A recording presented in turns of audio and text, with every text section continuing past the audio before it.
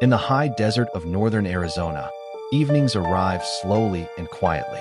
The town of Seligman sits along old roads that see few travelers after dark. Families here live close to the land and close to its dangers.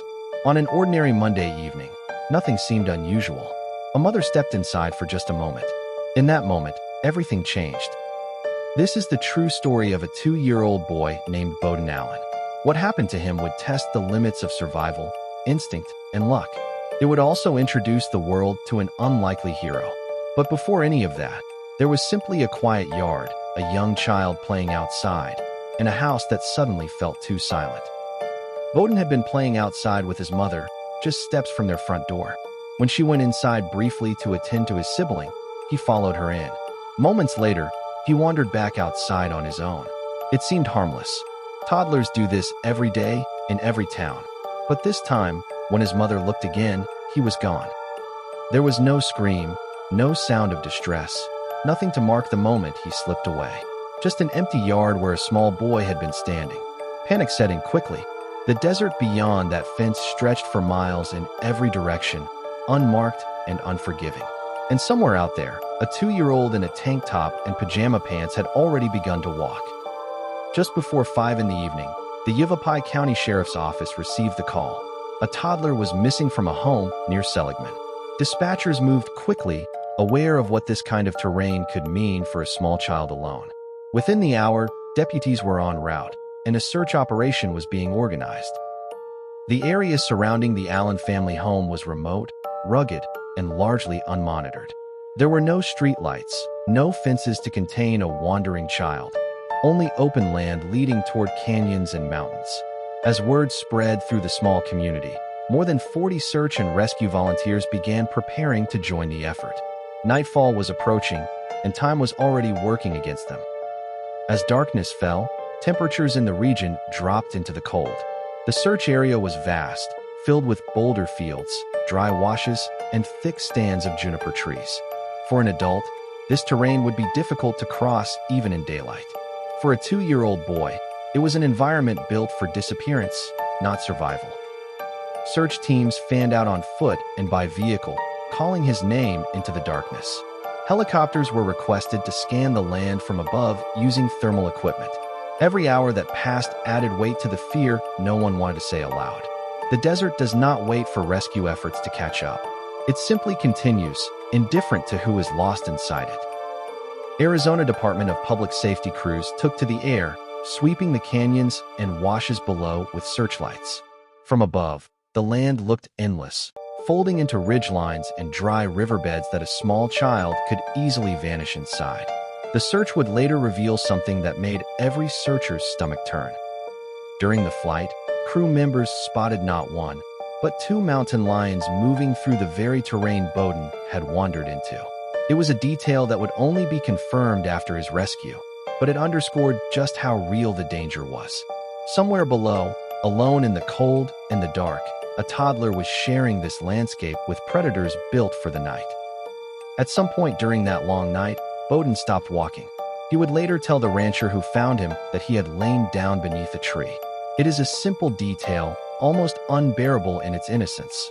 A toddler making the only decision he could, seeking shelter the only way he knew how. Temperatures that week had dipped into the 20s overnight, though this particular night was milder in the 40s.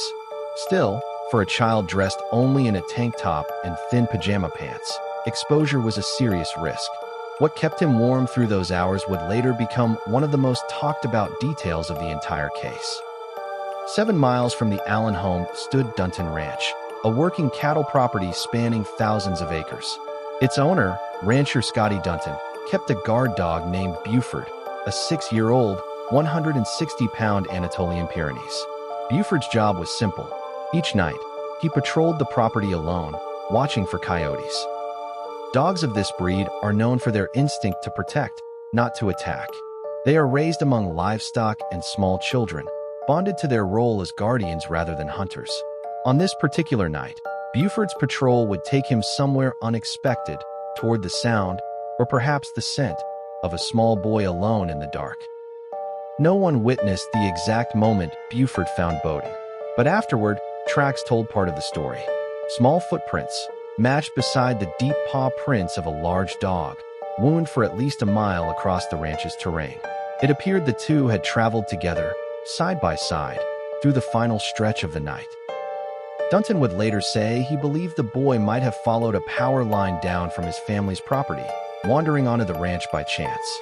Whatever the reason, by early morning, a toddler who had crossed nearly 7 miles of mountains, valleys, and canyon country was no longer walking alone.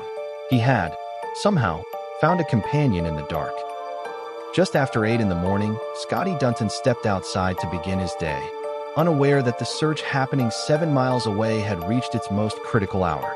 As he walked toward his truck, he noticed Buford sitting near the entrance of the property, unusually still, watching something near the fence line.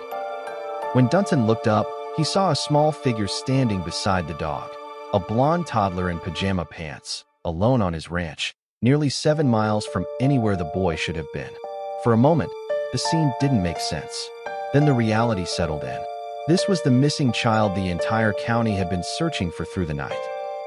Dunton brought the boy inside immediately, offering him water, string cheese, and a banana. Boden reportedly drank nearly a gallon of water and ate eagerly, a sign of how dehydrated he had become after 16 hours without food or drink. Despite everything, he was alert, responsive, and remarkably calm. Dunton asked him gently if he had walked through the night. The boy answered no. He said he had lain down under a tree and that the dog had found him there. It was a simple exchange between a rancher and a toddler, but it captured, in just a few words, the outline of an extraordinary night of survival. Dunton immediately contacted the Yavapai County Sheriff's Office to report that the missing child had been found safe on his property.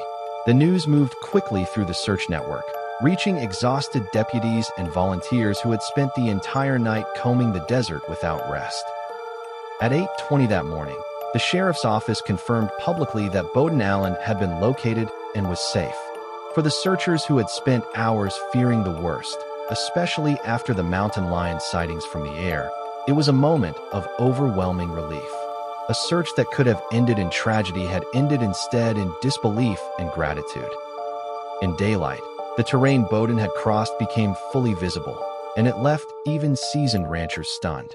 3 mountain ranges and several deep valleys separated his home from where he was found.